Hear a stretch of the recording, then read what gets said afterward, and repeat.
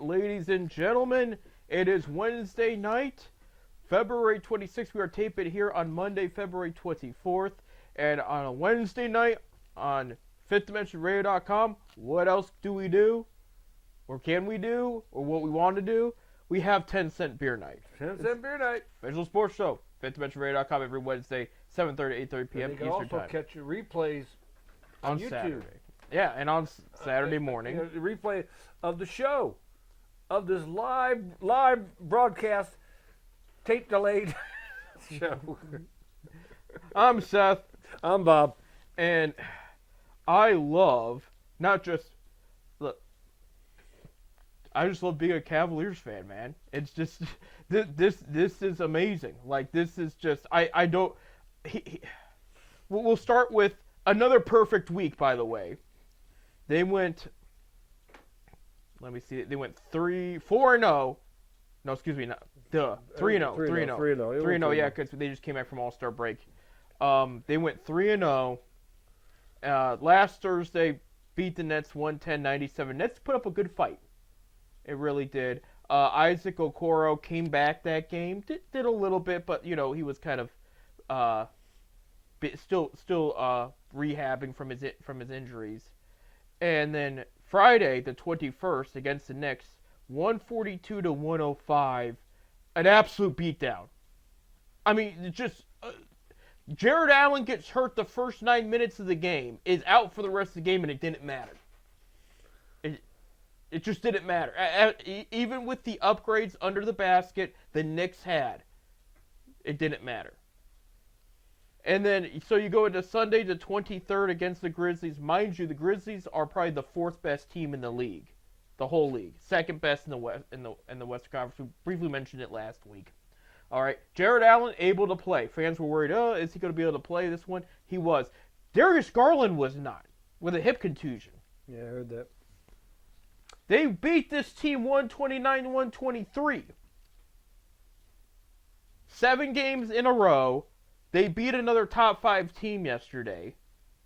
And this is the best part about this team, Bob. And this is when you know your team is great. Not just good, great. Because we've had very few teams in Cleveland, I'm talking all sports, that have what I'm about to say. The best teams, and it is always the best teams, have an answer for everything. No matter what you throw at them. You need to tell that to the national media. And one guy came out and says, yeah, the Cavs are doing great, got the best record, one of the best records in all of basketball, but they still got to get through Boston. That's exactly what that guy on the national TV said the other night. Well, they're 1-2 versus Boston. They'll play Boston again. And here's the other thing too: is Boston are losing to teams that Cleveland's beating up. Well, I know, but Yeah. It's a national media thing. Yeah. We know how. Let them think it. I mean, Yeah, Bob, we know how good they are. It's bad. We'll talk about the standings here in a minute, but we've seen how the LA Lakers have been the past couple years. Good, but not great. Okay, they're in the middle of the pack in the Western Conference. They're playing pretty good. They're playing pretty good. But people have already wrote them as the Western champions, despite what the Thunder are accomplishing, despite what the Grizzlies are accomplishing, despite the Nuggets turning around and looking like the Nuggets again. And it's like the national. They just want to see LA and Boston every year, and they're not going to get it, so that they can go cry, you know. Well, I gotta say, national media. That's why they got the playoff system. Right, and they'll show them there. But here's the thing: going back to what I was saying, they have an answer for everything. I mean, first of all, it's great to have Okoro and Wade back. That's gonna help big time. Okay, they were without Allen against the Knicks. Still blew them out. I know I just said that, but I want everybody to just think about it. That's why I'm repeating myself. Like an advertisement. I gotta repeat it so many times for you to just get it. They are without Darius Garland against Memphis. Mind you, Memphis has one of the best point guards in John Morant. They still beat him. All right?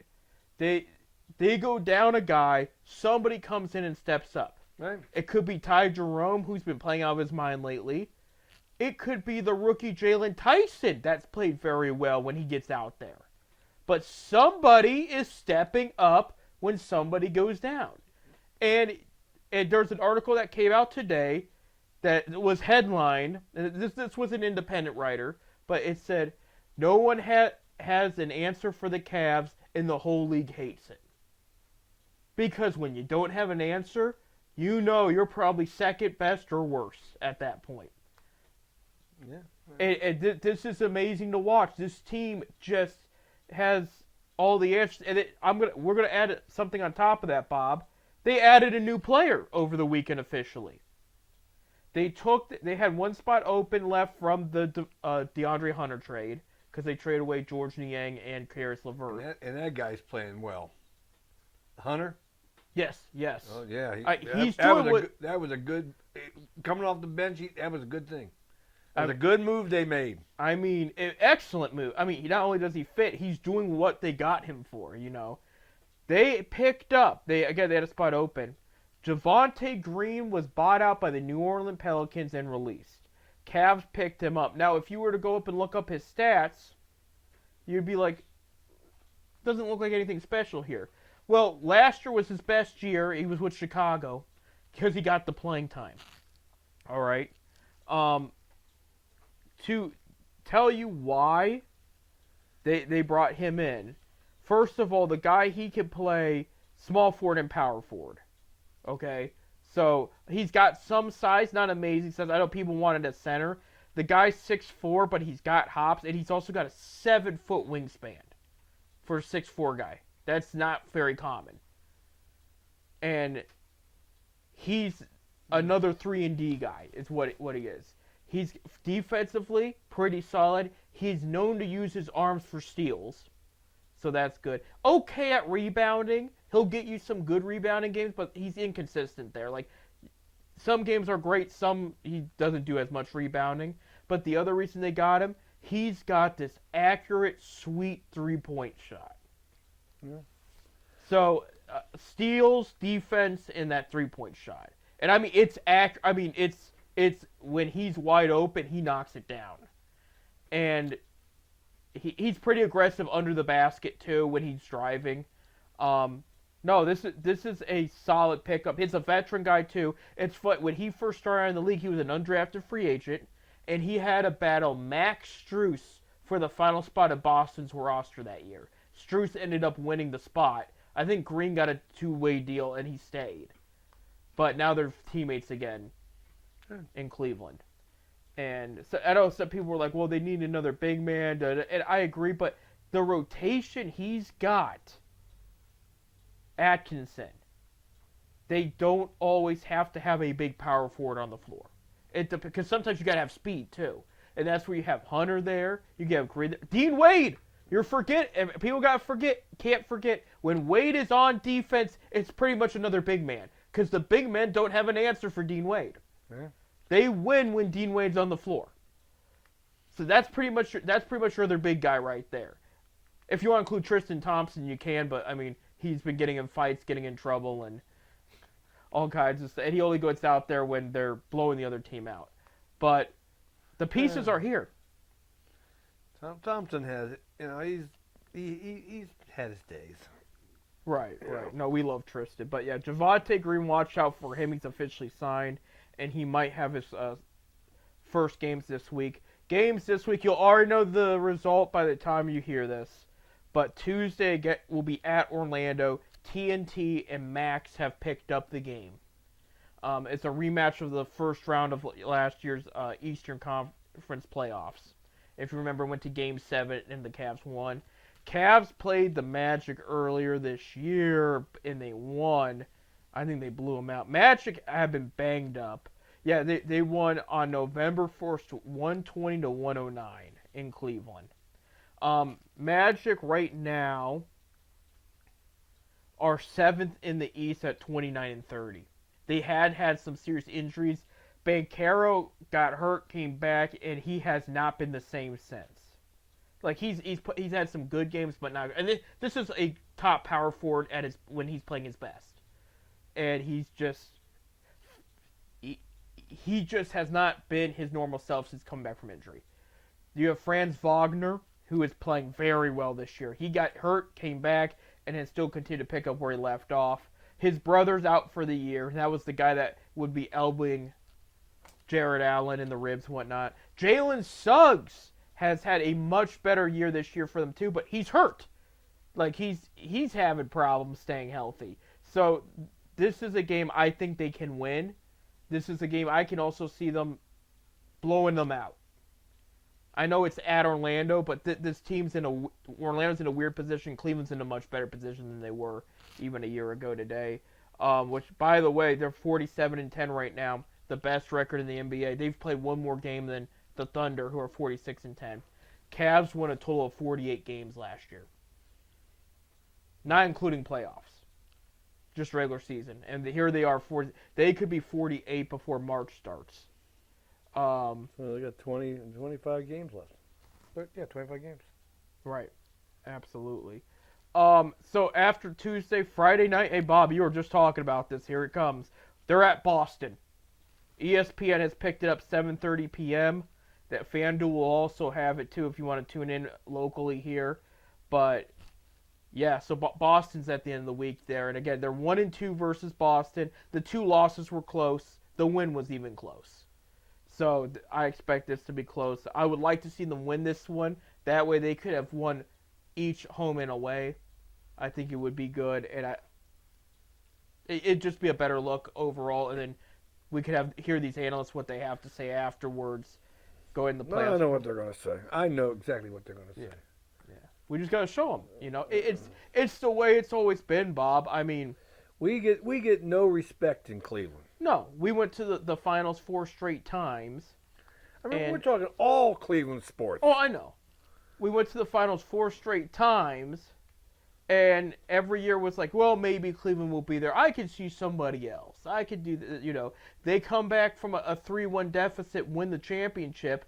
They have their time in the light for a little bit. They're just like, hey, you know what? They deserve the recognition. They came back 3-1. It's never been done before. Yeah, Cleveland's the new hot thing. 2.5 weeks later, Kevin Durant signs with the Warriors, and they pretend the championship never happened. Never happened. And just stole the light. LeBron comes back. Hey, when do you think he's going to leave? Odell Beckham Jr. gets traded to Cleveland. I know it didn't work, but the first thing they said is, when will he leave and go pick his new team? I mean, this is all stuff that, we've seen or heard before several times. They seem to be nicer to the Guardians out of all 3 teams. But even still, well, it all depends who's doing the game that day. We know one guy. Oh, well, he won't do baseball, right? As far as we know, that guy you're talking about does Monday Night Football only now. So, but when he did baseball, man, he put Cleveland down. Right. And not giving any name, Joe Buck. And our last Cavs game of this week is Sunday, March 2nd. And they will be at home versus the Trailblazers. NBA TV picked up, so they have 3 straight national TV games then this week. They should beat up the Trailblazers. So that one, there should be no excuse to not win that game. Trailblazers are one of the worst teams in the league. I will also say before our next 10 Sit Beer night, they do play next Tuesday at Chicago against the Bulls. And again, that's another one they should win there. And I love beating up Chicago there. Yeah, you never liked Michael Jordan.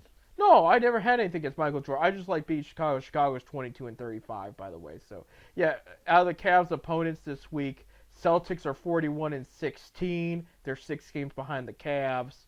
So no matter what happens this week, Cleveland should still be above Boston there. But I said beat Boston. My prediction of the week, I can see a 2-1 because Boston's going to be because Boston's going to be tough.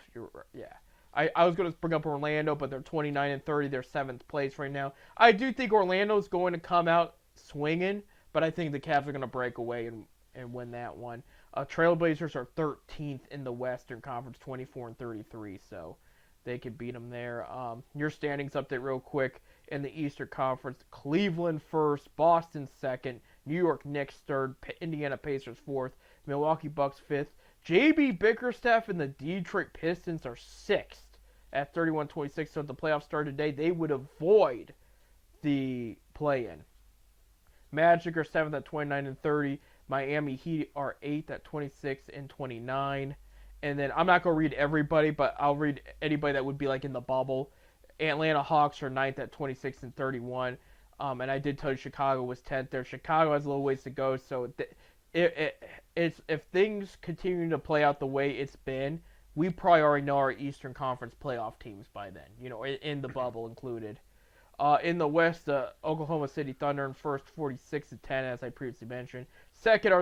Tied for second are the Memphis Grizzlies and the Denver Nuggets at 37-20. And Denver's starting to play better. Denver, yeah, be very careful with Denver there. I mean that's a very well coached team, and Joe Kick is no joke. Fourth is the LA Lakers at 34-21, still trying to work out the chemistry with Luka Doncic. Fifth, the Young Guns, the rising team in the West, the Houston Rockets at 35-22. Sixth, another surprise there, LA Clippers 31-25, starting to play very well of late. Seventh, the Minnesota Timberwolves at 31-27. Also 31-27 are the Dallas Mavericks, who are suffering a lot of injuries right now. Ninth are the Warriors at 30-27. You have the Sacramento Kings at 28-28 in the 10th spot. And then you have the Phoenix Suns at 11th, 27-30. So that's about all the way down to 11 is about your playoff race with the Where did you say the Lakers were? Fourth. Technically third because there's a tie for. I know they said they would be technically fourth, but I mean like, including the tie, they would be third. It's been a tiebreaker. There's a tiebreaker in there. Oh yeah, for sure. The one I do want to mention, this one hurts. 12th in the West is the Spurs at 24-31, and things are not going to get better for them. Both this past week it was announced both their head coach Greg Popovich, who suffered a stroke earlier this season, and their best player Victor Wembanyama are done for the season. So they're not expecting Popovic back on the sidelines. They're going to let him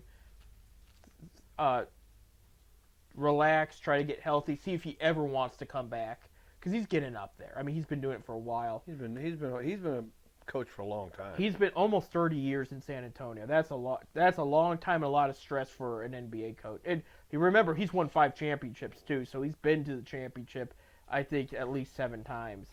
I mean, that's all at one team, huh? Yeah. 30 years he's been there? Almost. Wow. Yeah. I know he's been there a while. But late 90s he was there. I think it was 97, whenever Duncan got drafted. But, so Spurs, it's probably going to go downhill from here. They got some good players, but they are a rebuilding team still.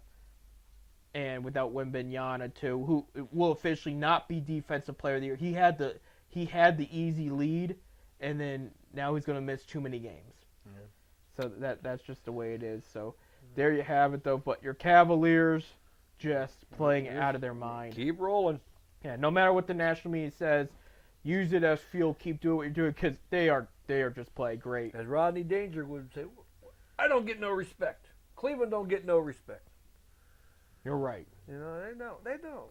Well, you know what? Let them, because that's not going to stop them from winning. So they got another good week of games coming up. So I mean, we're not a major market team. That's why, you know. Well, they brought the title home before. They can do it again. We got to take a break. When we come back, all things come to an end. Zip's winning streak is over, but there's a lot to look forward to. That and what Ohio State did this past week in college hoops. Stay tuned.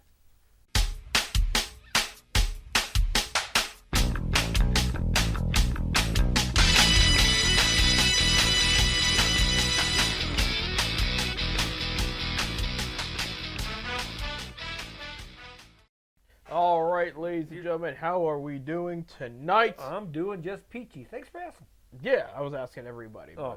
but no, I do appreciate you. They're all doing fine. Can't you see them out there? Hey, I'm glad that you're doing fine, because there might be people out there that aren't doing fine. So it's always good to hear when somebody's doing fine. And if you're not doing fine, I really am pulling for you, and just hope things turn around. You know, but things need to turn around for Ohio State, Buckeyes, and basketball. But we're going to start with Akron first.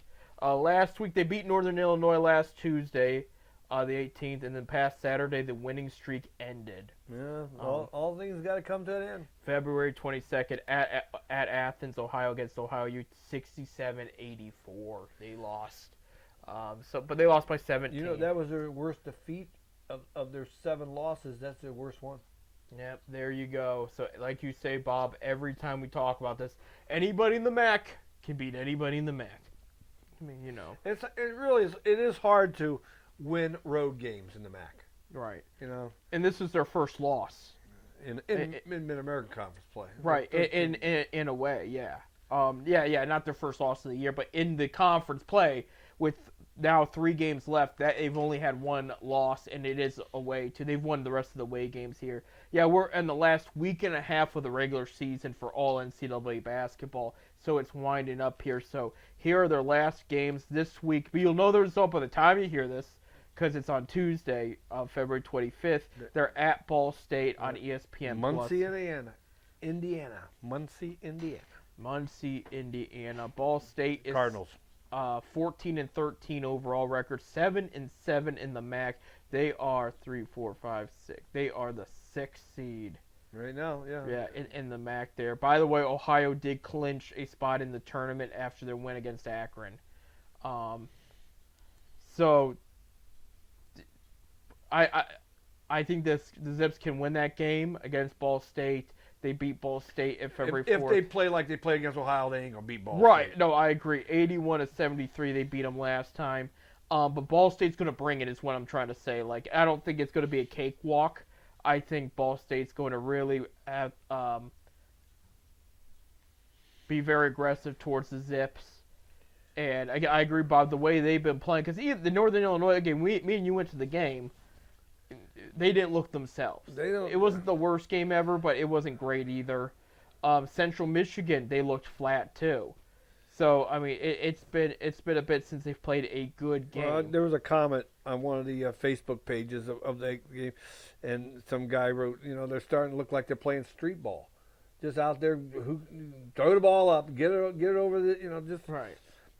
They're not. I don't know. When they move the ball around and find the best shot, that's when they're at their best. Because the thing I will mention, defensively, it's not been bad. It's the offense and getting the ball in the basket that's been the problem.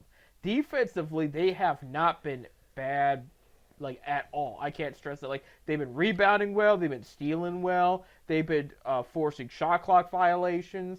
I mean, that's all there. It's getting the offense to get a good shot, because what they're doing is they're getting 2 3-point friendly. And, I mean, take it when it's wide open. Well, that's one thing. They're 4th in the nation on 3-point shot attempts. Right. I mean, they average like 31 shots, 3-pointers a game. Right. And, if you ain't hitting at least 40% of that, you're going to lose. Right. The other night, they were 21% 3-point line. Right, exactly. Get the ball into the the circle or the paint and do it. Right, get it in there. I think the other issue I noticed, they have a hard time with field vision decision making. Like, the common thing we saw in North Illinois, to back my point up, was they would go, like, drive to the basket, maybe even have a shot, like at least force a foul, and then they'd pick up their dribble and look around. Who's open for the 3? Who's open for the mid-range? But it's like, no, man.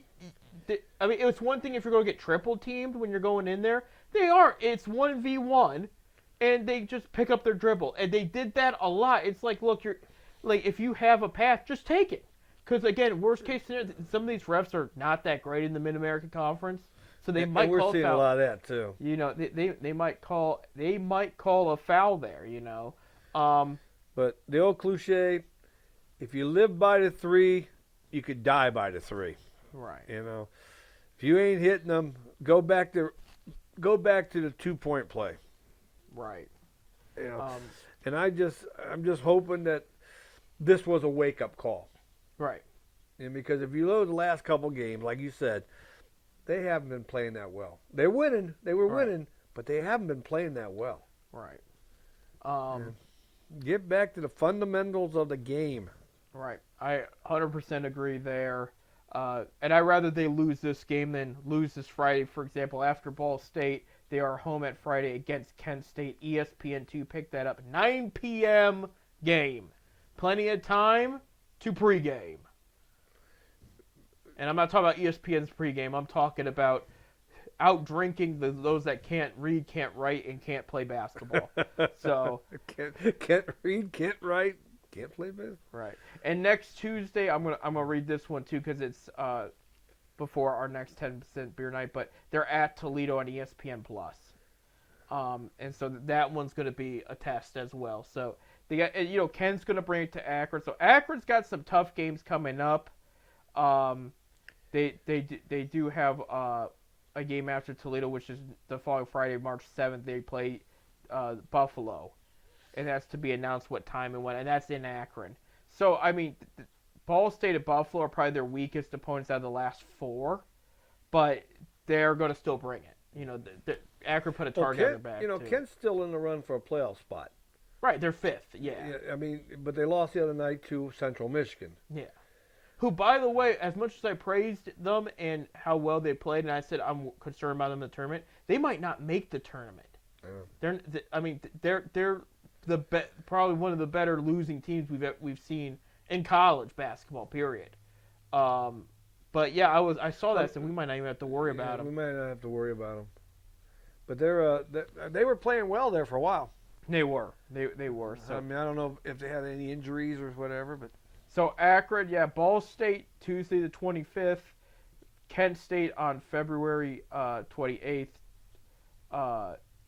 Friday there, and then the following Tuesday they'll be at Toledo on March 4th there. Ohio State men's was not a good weekend this weekend. They're struggling.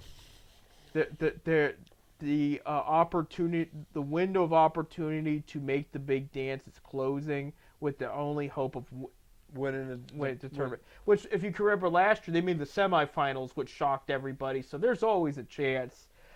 They lost out all last week. The one that hurt them bad, they lost to Northwestern at home 49-70. Just did not show up, and that was a game they should have won. Their first matchup against UCLA since joining the Big Ten, they were in California. They lost 61-69. So looking ahead, they only have one game this week, and it's on Wednesday. But so by the time you listen to this, but 2 hours after this show is done, they'll play because it's 10:30 p.m. on Big Ten Network. They're at USC for their first game against USC since joining the Big Ten. And USC right now, I think they're ranked. USC. Actually, they're worse than Ohio State. They're 14-13 6 10 in the Big Ten. Ohio State's 15-13 7 10 in the Big Ten. So USC ain't really a basketball school. We never. They had for a minute, and it was always a football school at one time. Their issue too is they'll get some solid prospects, and then they'll leave. Like they had Kevin Porter Jr., who Cleveland didn't draft but traded for in the draft, and if he stayed a little longer, maybe he makes an impact. You had Evan Mobley. His brother Isaiah Mobley stayed 4 years, but Evan 1 year and he was out. You can see why. You got all your major. Kentucky does that. Yeah. Bronny James is another one. Isaiah Kohler, his for the Jazz now, his teammate is former teammate. That's the reason why. If I was a college coach, I want to build a program. Right. I don't want these one and done guys. I mean, I want guys. They're going to come in. They're going to stay with me, so the program gets better. These schools they want that one and out. They want that championship right then and now, and we'll build another one next year. That ain't the way to build programs. No. And if you look at I always use an example, Coach K, one of the best, if not the best, college coach ever. With his time in Duke. He's the reason when people think college basketball, they think of Duke.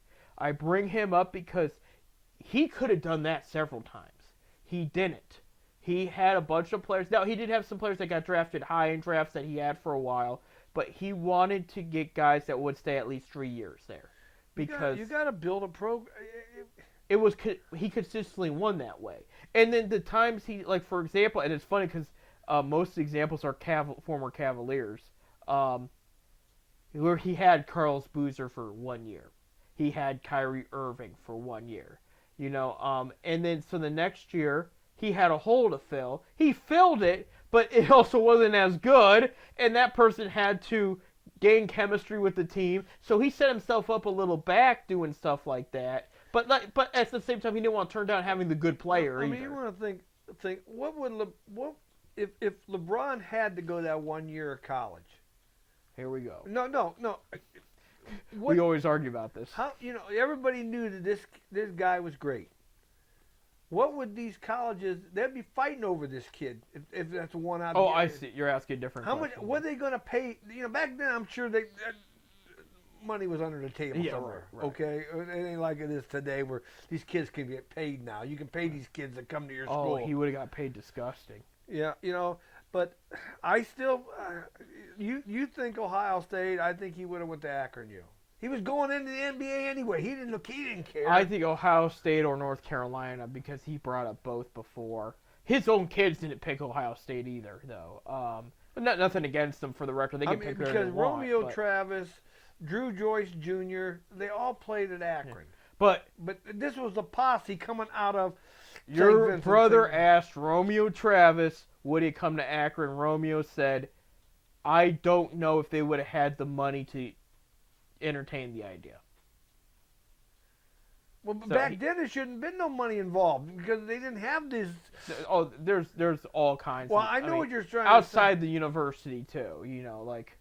And which is also how a lot of these colleges do get their money too. Is sponsors are paying them to get players and whatnot. However it works. When he was there, though, he was in high school going into college.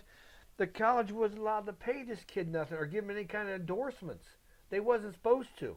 Right. Well, we know it under the table it was happening. We know it. It happens everywhere. Right. Back to Ohio State, just USC this week, but next Tuesday before our next 10-cent beer night, they are playing Nebraska in Columbus, and that will be on Peacock at 9 p.m. They lost to Nebraska on February 9th, 71-79 at Nebraska. So that one's going to be – Nebraska's pretty solid this year. 17-10, 7-9 in the Big Ten. So that one, that's probably going to be a tough game for Ohio State, just to be honest with you there. Well, one thing about the Big Ten, they still have a chance to go to the dance because all teams make the playoffs in the Big Ten. Right. Right. We should start scrolling to the Big 16, but all the teams go to. Well, in the MAC, only the top 8 schools goes to the playoffs, the tournament, per se. Right. Yeah, we'll figure out. I can see Ohio State being in the final 8, if not the semifinals of the Big Ten. I don't see them going to the championship. I think the top 4 there in the Big Ten are too strong.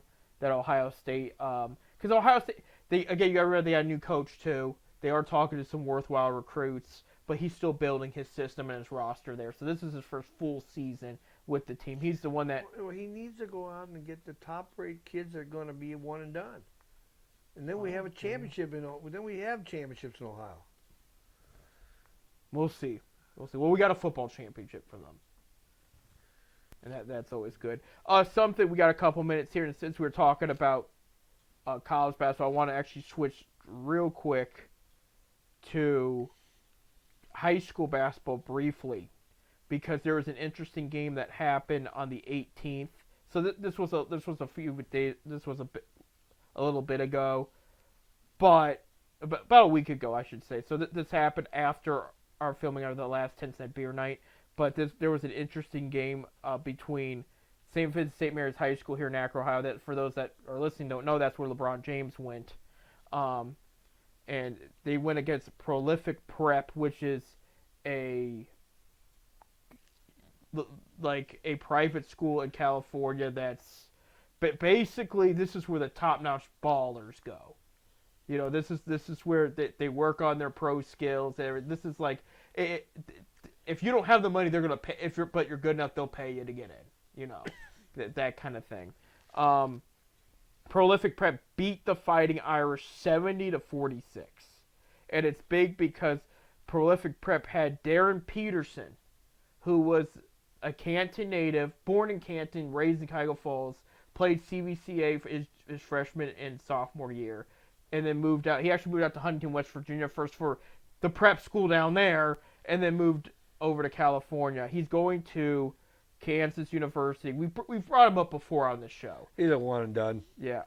Speaking of one and dones, 23 points, 9 rebounds, 5 assists, 3 steals, 3 blocks against the Irish. Where was that game played at? Here in Akron? Yes. So he was back home. Drew Joyce was at this was senior. Drew Joyce is the head coach over there. Yeah, that's what I thought, yeah. And he said he's the best since LeBron for Ohio. Because he's from Ohio, you know. They're not saying he is going to be like LeBron. I see it. I'm not a scout, but he's very, very good. I could see a Brandon Roy type player who he was an incredible. I mean, he could have been Hall of Fame if he didn't get hurt. Like, easy. That's the kind of guy he reminds me of. Drew Joyce also coached Malachi Branham, who's now with the San Antonio Spurs. He was with Ohio State. And Branham was from Columbus and then transferred to St. Vincent St. Mary's in high school. But just Peterson just absolutely dominated it back into close to his hometown. But he knows the area. Again, he was raised in Cuyahoga Falls, not far from Akron. I know he was born in Canton, but the whole general area. So he had a lot of families show up, and he just tore it up. And again, like you said, Bob, he's going to be a one and done there. Top 3 probably NBA pick when that time comes. The other guy too, I did not know this. That is at the Prolific Prep there in California, is Nicolo Bendalo. Okay, guy is from California, but his family moved to Uniontown, Ohio, years ago, and he played for both Green High School and then Western Reserve Academy in Hudson. And now he's with Prolific Prep. He went back to California, but he did play for the Bulldogs, and then I don't remember the team mascot for Western Reserve. Spartans, yeah. He had 13 points and 5 rebounds, 2 assists, but this is he's 6'11" already. And this is I think he's a junior or senior in high school. He might be senior because he's playing the McDonald's All-American game. And usually it's only seniors that play that. So a lot of good talent from Ohio. I know he's technically from California, but he did grow up a chunk of his life here in Ohio, and he did play for 2 Ohio teams. So something to watch out for. Ohio, who has been looked at as a top football state, is starting to look more like a basketball state. Too. You know, Western Reserve Academy up there in Hudson. Yeah. You know, it's a private school. They're not sanctioned by the Ohio State High School Athletic Association. Right. They cannot make any of their tournaments. They can play OSSA schools, and they do, but they can't make our playoffs or tournaments. They have their own private school tournament every year.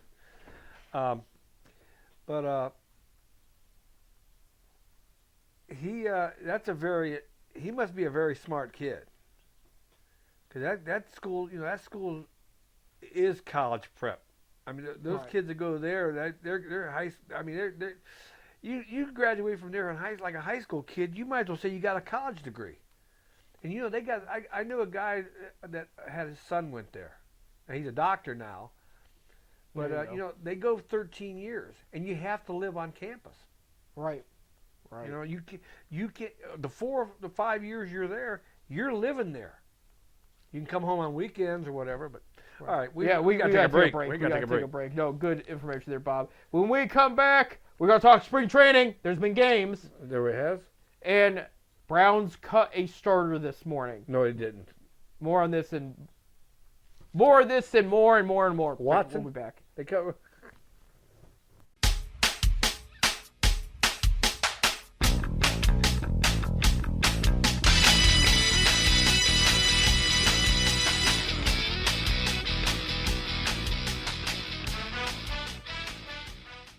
All right.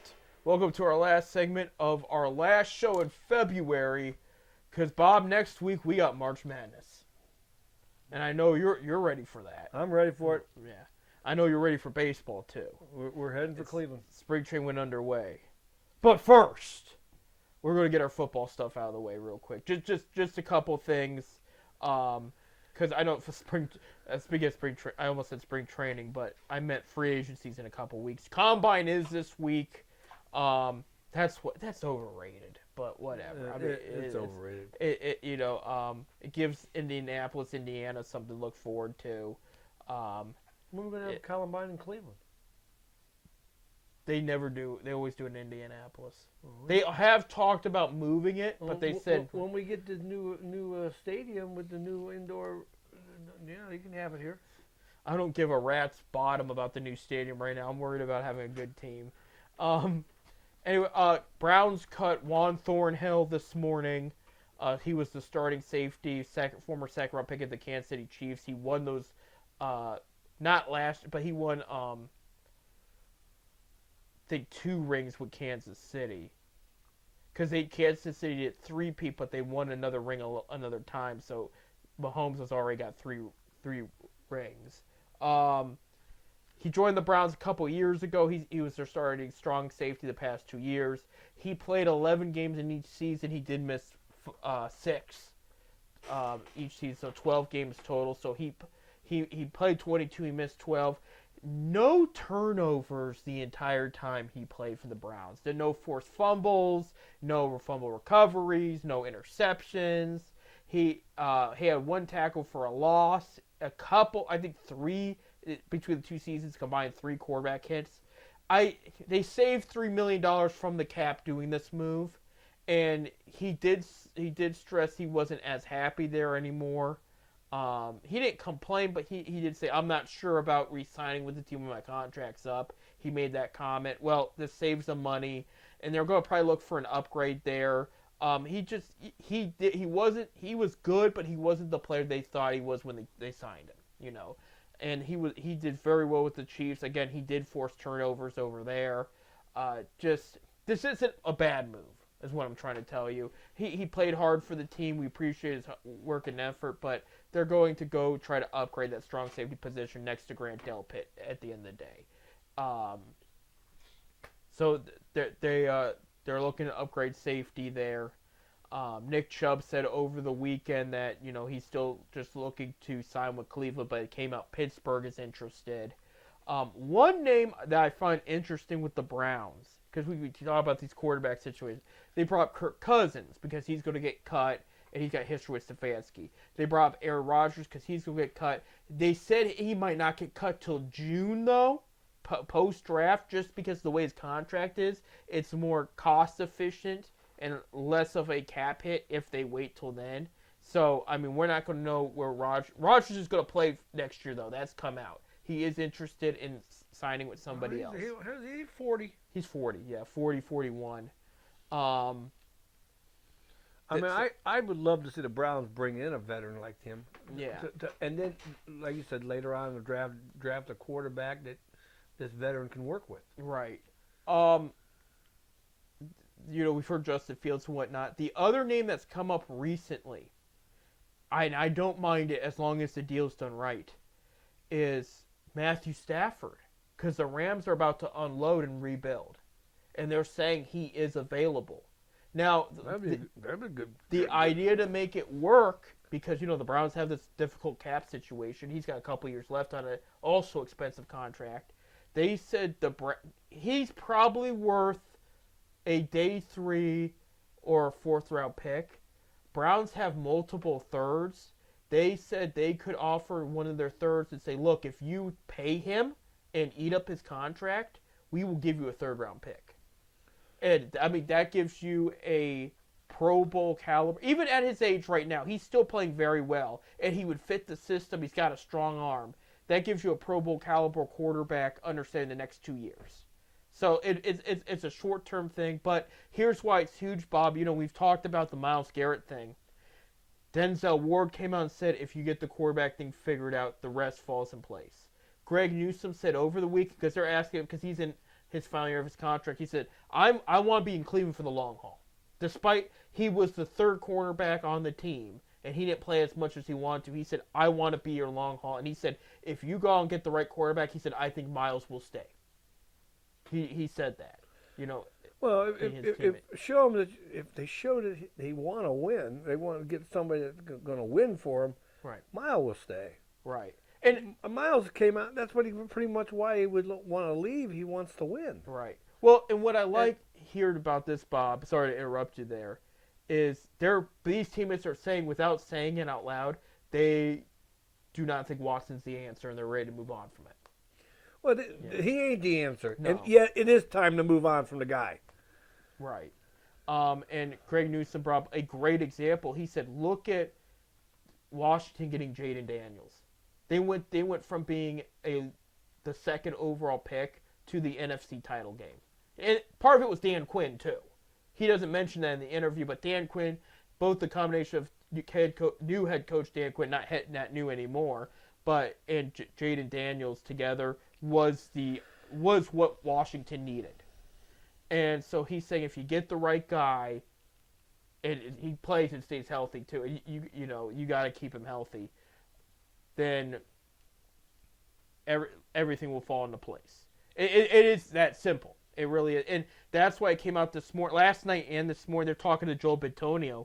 He hasn't made up his mind if he's going to play. He's either going to retire or he'll come back next year. But he said, he said what Miles pretty much said. I want them to show me they're ready to win right away next year. So they're putting pressure on their front offense, which, by the way, despite the fact Miles said he wanted to be traded, take that aside, I like the pressure on the front office. You got to make your moves. You got to make the right ones. No more listening to Haslam. You got to go out and get Watson. You got to draft Johnny Manziel. Now, where it gets interesting, Bob, is we've talked about the top quarterback prospects in this draft, okay? A lot's been heating up regarding the Shadir Sanders camp. He mentioned in an interview he had already, most of the NFL has reached out to him for an interview and a tryout just to get a look at him. I think there's 15 teams that are I think the top 15 picks are going to look at him, except those that really need a quarterback. I should say except those that don't need, because there's like the Bears, for example, are up there and they don't need a quarterback. They have Caleb Williams. But like he mentioned, he's got a lot of things lined up with a lot of teams, and he said the Browns were the first ones to hit him up. On top of that, he was interviewed by, it was just like a fun interview between, I won't say friends, but kind of like fans and like interaction and whatnot. They asked him, he said, do you play Madden? And he goes, I rarely play Madden. He goes, I don't really play many video games. And they said, well, when you do play Madden, who's your team? He goes, there's one team. And the guy said, well, who is it? He goes, the Browns. He said, I like the way they move on the field. He said, that's the only team I play. On paper, they're better than a 3-13 team. They are. And that's what David Njoku was trying to tell Myles Garrett. He said, brother, stay home. He said, we're not that far off. We'll be back in it next year. You get him a decent quarterback, a guy that's been in the big games, or like a Kirk Cousins or something like that. You can win. I know they can win. Right. Well, even an Aaron Rodgers, I think, could and get you a nice quarterback that he can mentor to. Right. You can win. Get a guy that's some veteran. That's why I always said, why didn't they stay with Joe Flacco? Yes, he would have been their backup, but then when Watson went down, they didn't want controversy. They should have put pressure on him. They should have put pressure on Watson, but Watson, I hope, don't have no say in this matter either. Oh no, I think they're done with that. I think they've closed the door on it. They realized they screwed up the last time. I think they said we're taking our insurance money and you can sit at home right now. Like they I don't think they care about him anymore. I mean, the bottom line is the quarterback room last year was garbage. You had Watson, who came into camp and they were hyping him up as having a great camp. He was still banged up. He didn't care as I'll say he didn't. Like you see the other guys, defense and offense, jumping up and down with each other during training camp. Watson wasn't with the pack. He did not want to be in Cleveland. He just wanted the money. Right. And that cat came out before he signed. On top of that, you had Jameis Winston, who he likes to be the funny guy, but he also likes to throw 3 interceptions a game. I give him credit for beating the Ravens and the Steelers at home. Those were great games because without him, they win 1 game last year. However, what I don't appreciate is the crying, the jokes before games, and I'm not just. I know it's entertainment, but he was playing off like, yeah, we'll be good, and then he'd be the reason they lose. And then he wouldn't take it as seriously. And then he comes out and says, oh, yeah, I was a factor in Miles' decision. I don't want you talking to him. You're not even going to be with the team next year. I said, what? And he said part of his, I didn't like the fans booing Watson. That's what he said. It's like, well, you know what I don't like? The rape accusations against you and Watson in the past. I didn't want you in Cleveland at all. Yep. Dorian Thompson Robinson, good kid. I love his head. I love his work ethic. He didn't perform when he was given the opportunity. They need to clean out the quarterback group. Period. If they do get, which for the record, I'm not against Shadir. He's got a lot of athletic ability. There's a lot to the table he likes to bring, but there's also a downside where I'm afraid. This is what I'm afraid of, Bob. I was going to save this for later, but it's a good comparison. I'm afraid this is the 2015 or 6. I have to look up which one it is. 16 NFL draft again. It was a Jameis Winston draft. Winston. I'm going to pull it up real quick because 2015. He was the first overall pick. Marcus Mariota was the second overall pick.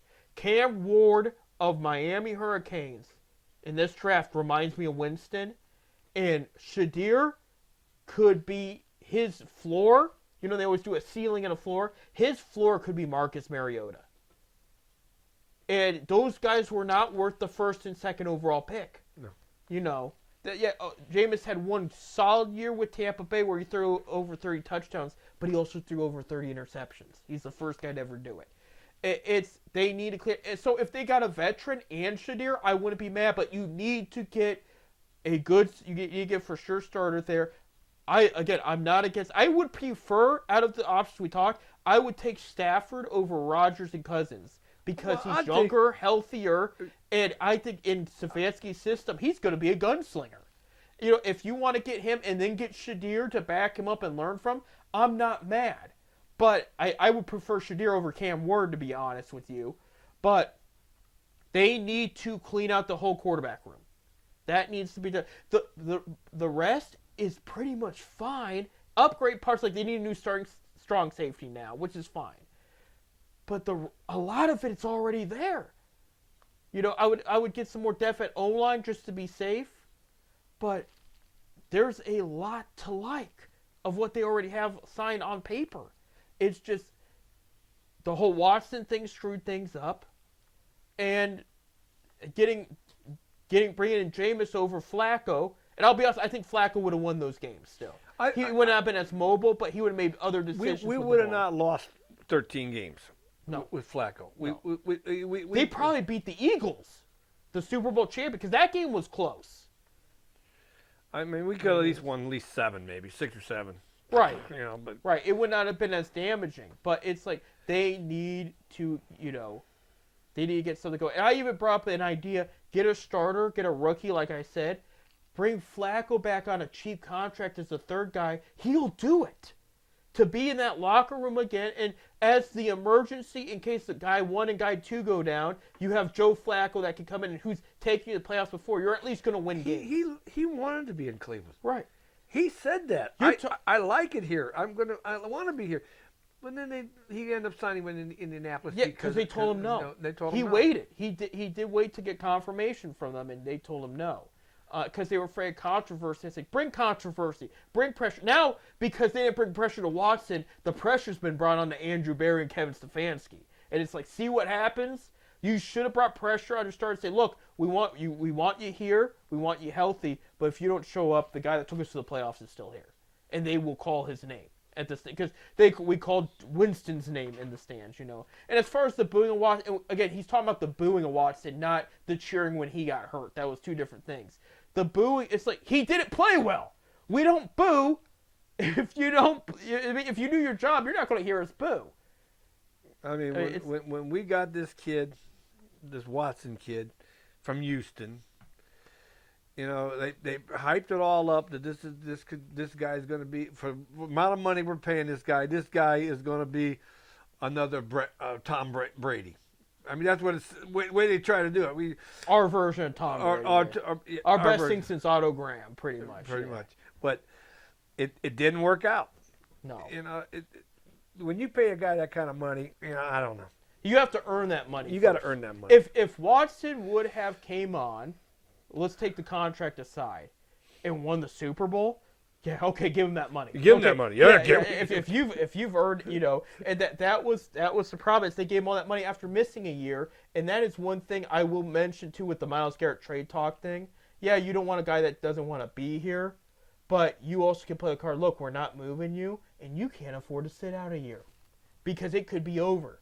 So you got to make a decision here, and I think deep down he would still play hard for Cleveland. I believe he plays. He's that type of guy. Yeah. He's that type of guy. And I'm not Miles hate. My heart's breaking over the talk about this, but I do think Cleveland is going to stand by unless they get an offer they can't refuse, and they've pretty much admitted to that. And I think you're going to hit. I think Garrett, if he gets a quarterback he thinks he can win with, Garrett will change his tune. Right. And I do think a Matthew Stafford would do that. Real quick, we got to talk about baseball, Bob, because games are back underway. And we have not talked about baseball. We're almost out of time already. I know spring training is really don't mean nothing, but the first guy to hit the home run for the Guardians this year was Lane Thomas. He hit one the first one against the Reds. Yeah. I don't even know if they won. I was going to actually read the results real quick. Last Saturday was Guardians' first spring training game. They lost to Tito Francona and the Reds 6-3. Like Bob said, Lane Thomas hit a 2-run shot. Ellie De La Cruz for the Reds hit 2 home runs in that game. Tristan McKenzie started it. They said they overall liked what they saw. The next day, they beat up Anaheim 14-2. Just an absolute. That's the one. I think Quan had a home run. Quan hit a home run. Yes, you are right there. There was 2 other home runs there that are not listed for whatever reason. I could probably pick it up. Spring training they don't mean nothing, but it's just good to see Thomas's bat. You know, because he started out really slow when he got to Cleveland last year. Remember? Yeah. And then all of a sudden he came alive, and I just hope it continues. Yeah. Real quick, this week's games for the Guardians. Today, you'll know the results by the time you hear this on today, Tuesday, Wednesday's game, but they're playing the Arizona Diamondbacks in Arizona at 3 p.m. Eastern Time. Tuesday, they play Milwaukee 3 p.m. at Cleveland will be the home team. At Goodyear? Yep, at Goodyear there. Wednesday, because again, these aren't series, so they play everybody different. They play the Texas Rangers 3 p.m. at Goodyear. Thursday, they are away against their division rival, the White Sox, 3:05 p.m. Friday, they are in Goodyear against the Colorado Rockies at 3 p.m. Saturday, March 1st, they will play the Chicago Cubs in Chicago's field, 3 p.m. And then Sunday, they will play Milwaukee at Goodyear at 3 p.m. there. So a lot of national. I did hear in the first game when the Guardians and the Reds play the very first game, Terry Francona was not there at that game. Reds had a split squad, and he traveled with the other team, so he wasn't there in Cleveland. Okay, there you go. And the reason was he said he wanted to do that because he felt that he didn't want the hype of that first game that he's on to put pressure on the young guys in the Reds dugout, So right. So that was pretty cool of him. But he left. He took the split squad team and went. It's just spring train, but they'll play the Reds for 2 series this coming year. That's where the hype is going to be. So. Oh, they'll cheer him. Yeah. No hate. It's just going to be weird. It's like the wife that it worked out with, you decided to split anyway, and then she comes back in your life somehow, and it's like, well, hey, you're here. I don't hate you, but at the same time, Hey, I got a buddy. I no names. I got a buddy that Him and his wife divorced 20 years ago. They're getting remarried. There you go. So it There you go. happens. It happens. What Cleveland would like to see with Tito. No offense to Vogt. He's done a great job since he's been there. We got to wrap it up, Bob. We got to wrap it up. Hey, next week we will talk about the MAC tournament, the Big Ten tournament. We are at this time. It is March Madness time. We'll talk more spring training and Cavaliers basketball, of course. Of course. Of course. With all that being said, I'm Seth. I'm Bob. You guys have a good one. Go Cavs!